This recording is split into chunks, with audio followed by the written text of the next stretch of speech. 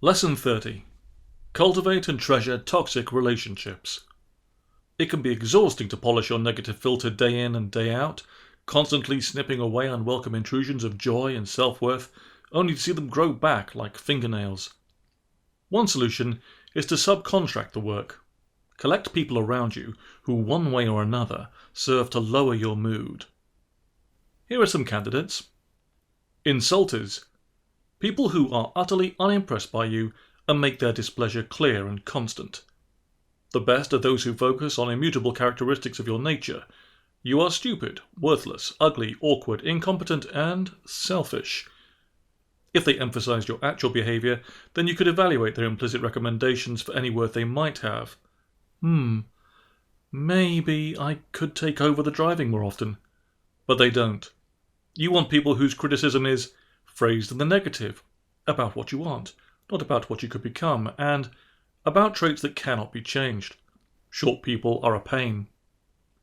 Bigots are a wonderful resource for this. White people are so pasty. Christians are fools. Deaf people never listen. But there are plenty of equal opportunity critics on the market as well. Complainers. Whether directing their dissatisfaction towards you or not, these individuals can suck the air out of a stadium. They can find the inadequacies in any situation. So if you stick by their side, you'll be treated to their point of view on any experiences you share. The traffic was a nightmare. The restaurant was poorly lit. The movie afterward was spoiled when the microphone appeared in the frame, and the popcorn, which neither of you really needed, was criminally salty. Nothing is good enough, and nothing could be celebrated. If you viewed the Taj Mahal together, they would point out the cracks in the marble while complaining of the heat. Underminers. These are individuals who dig away at your pet projects and enthusiasms, showing the ennui and pointlessness lying not too far beneath the surface. You'll never really finish that novel, and anyway, publishing is a dying business. Smoking is impossible to give up. Here, have one with me. You're my only friend who still uses crack cocaine, so don't desert me now. I'll buy. If he doesn't get you a card for every month's anniversary, you should dump him. You can diet tomorrow. At our age, you'll never get in shape anyway. Saboteurs. In workplaces, these individuals operate behind the scenes to deflate enthusiasm, slow projects down, and point out injustices, real or imagined. Seeing themselves as independent thinkers, as opposed to robotic yes-men of whom you, they imply, appear to be one. They relentlessly emphasize the negative in every endeavor, sowing dissatisfaction and pointless rebellion. The world needs people to point out the downside of things, of course.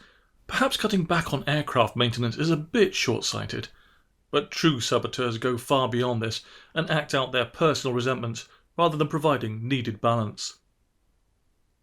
Narcissists. These are folk who don't need relationships, they need an audience, and you're it. Everything is about their life, their interests, and their needs.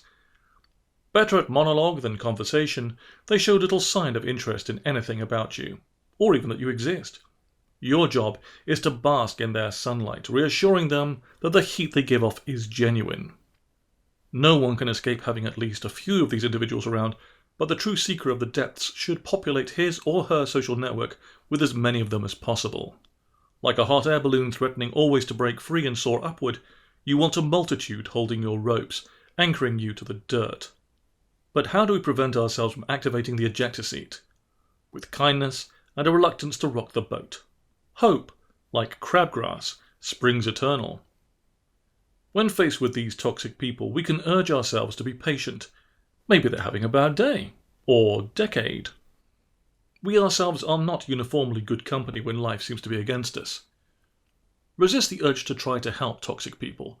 It is often tempting to offer a meta-comment, an observation about the person's style of interaction.